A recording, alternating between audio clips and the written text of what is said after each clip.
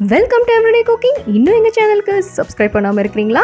மறக்காமல் கிளிக் பண்ணுங்கள் சப்ஸ்கிரைப் பட்டனையும் பெல் ஐக்கானையும். எப்போது எங்களோட கனெக்டடாக இருங்க அண்ட் சப்ஸ்கிரிப்ஷன் ஃப்ரீ. இன்றைக்கி குழந்தைங்களுக்கான பச்சை பயிறு சாதம் எப்படி செய்யுதுன்னு பார்க்கலாம். ஒரு கையளவுக்கு பச்சை பயிறு எடுத்துக்கோங்க. இது ஒரு 3லேருந்து 4 மணி நேரம் நல்லா ஊற விடுங்க. இதை இப்போ குக்கரில் ஆட் பண்ணுங்கள்.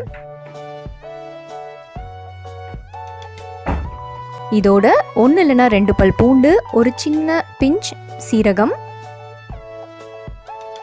1 கப் அளவுக்கு தண்ணி.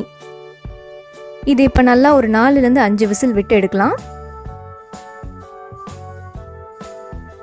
இது வேக வச்ச சாதம். உங்கள் குழந்தை எவ்வளோ சாப்பிடுமோ அதுக்கு தகுந்த மாதிரி சாதம் எடுத்துக்கோங்க.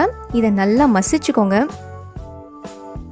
இப்போ நம்ம வேக வச்சிருக்கிற அந்த பச்சை பயிரை இதோட சேர்த்துக்கலாம். இதை இப்போ நல்லா மசிச்சுக்கோங்க.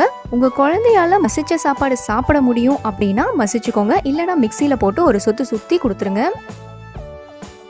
1 வயசுக்கு உள்ள குழந்தைங்களுக்கு கொடுக்கறதா இருந்தால் உப்பு சேர்க்க வேண்டாம். அதே மாதிரி மிக்சிலையும் அடித்து கொடுங்க. இது 1 வயசுக்கு மேற்பட்ட குழந்தைங்க அப்படின்னா உப்பு சேர்த்துக்கோங்க. இந்த மாதிரி மசிச்சு கொடுத்துருங்க. அண்ட் மறக்காமல் ஒரு ஸ்பூன் அளவுக்கு நெய் சேருங்க. இது வெயிட் கெயினுக்கு ரொம்ப நல்லது.